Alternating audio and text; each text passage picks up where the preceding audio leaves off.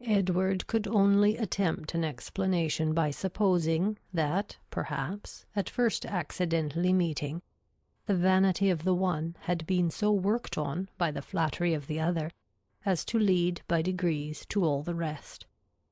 Eleanor remembered what Robert had told her in Harley Street of his opinion of what his own mediation in his brother's affairs might have done, if applied to in time. She repeated it to Edward. "That was exactly like Robert," was his immediate observation. "And that," he presently added, "might perhaps be in his head when the acquaintance between them first began. And Lucy perhaps at first might think only of procuring his good offices in my favour. Other designs might afterwards arise." How long it had been carrying on between them, however, he was equally at a loss with herself to make out.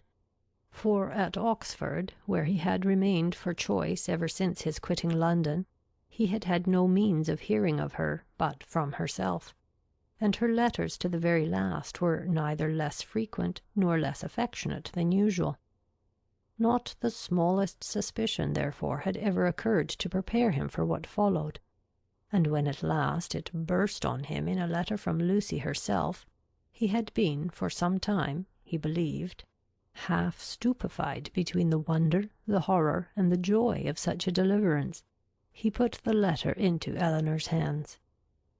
Dear Sir, being very sure I have long lost your affections, I have thought myself at liberty to bestow my own on another, and have no doubt of being as happy with him as I once used to think I might be with you. But I scorn to accept a hand while the heart was another's.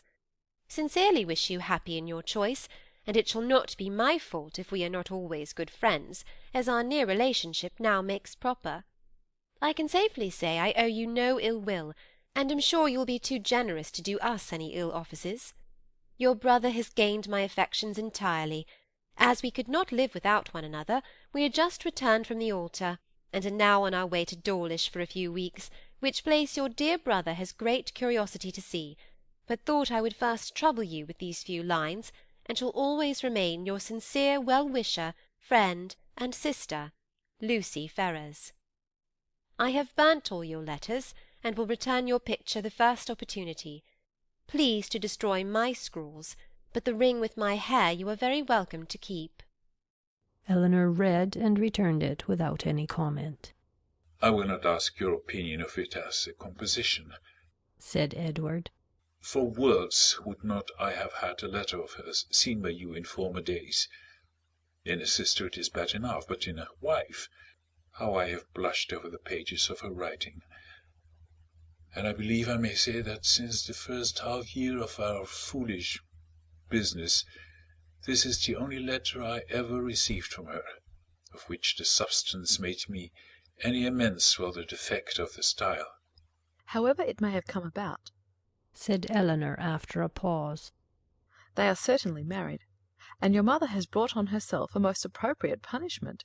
The independence she settled on Robert through resentment against you has put it in his power to make his own choice, and she has actually been bribing one son with 1,000 a year to do the very deed which she disinherited the other for intending to do. She will hardly be less hurt, I suppose, by Robert's marrying Lucy than she would have been by your marrying her.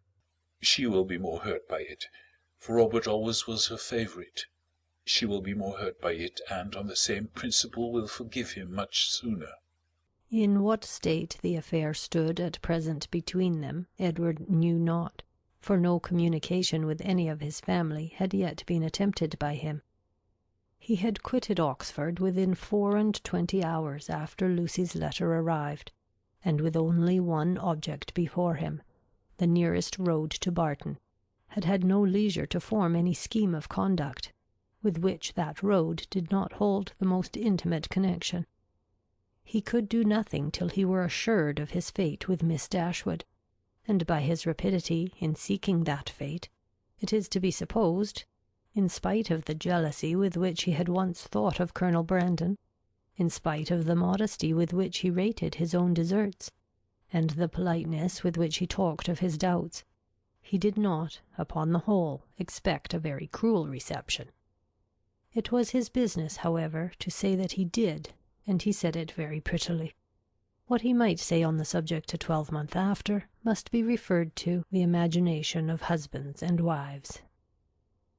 That Lucy had certainly meant to deceive, to go off with a flourish of malice against him in her message by Thomas, was perfectly clear to Eleanor, and Edward himself, now thoroughly enlightened on her character, had no scruple in believing her capable of the utmost meanness of wanton ill nature.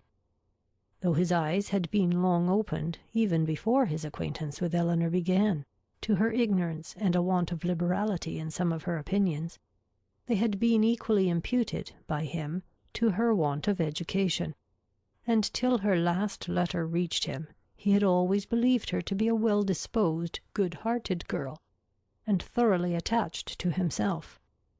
Nothing but such a persuasion could have prevented his putting an end to an engagement, which, long before the discovery of it laid him open to his mother's anger, had been a continual source of disquiet and regret to him.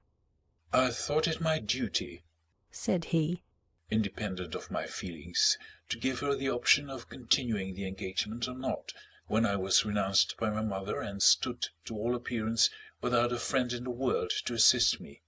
In such a situation as that, where there seemed nothing to tempt the avarice or the vanity of any living creature, how could I suppose, when she so earnestly, so warmly insisted on sharing my fate, whatever it might be, that anything but the most disinterested affection was her inducement? And even now I cannot comprehend on what motive she acted, or what fancied advantage it could be to her to be fettered to a man for whom she had not the smallest regard, and who had only £2,000 in the world. She could not foresee that Colonel Brandon would give me a living." No, but she might suppose that something would occur in your favour, that your own family might in time relent. And at any rate she lost nothing by continuing the engagement, for she has proved that it fettered neither her inclination nor her actions. The connection was certainly a respectable one, and probably gained her consideration among her friends, and if nothing more advantageous occurred, it would be better for her to marry you than be single. Edward was, of course, immediately convinced that nothing could have been more natural than Lucy's conduct, nor more self-evident than the motive of it.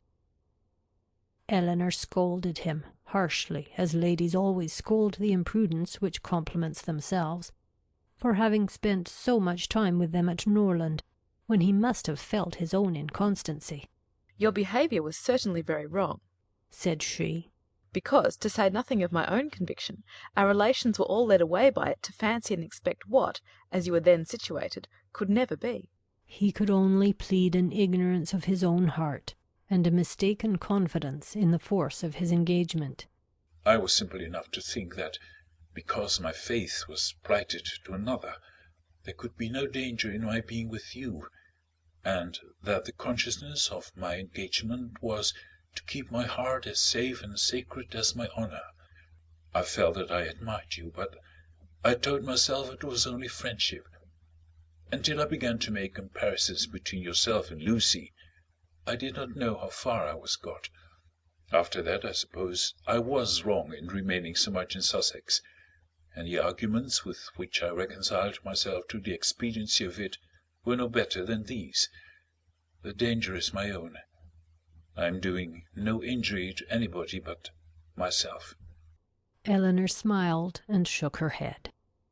Edward heard with pleasure of Colonel Brandon's being expected at the cottage, as he really wished not only to be better acquainted with him, but to have an opportunity of convincing him that he no longer resented his giving him the living of Delaford. "Which at present," said he, "after thanks so ungraciously delivered as mine were on the occasion, he must think I have never forgiven him for offering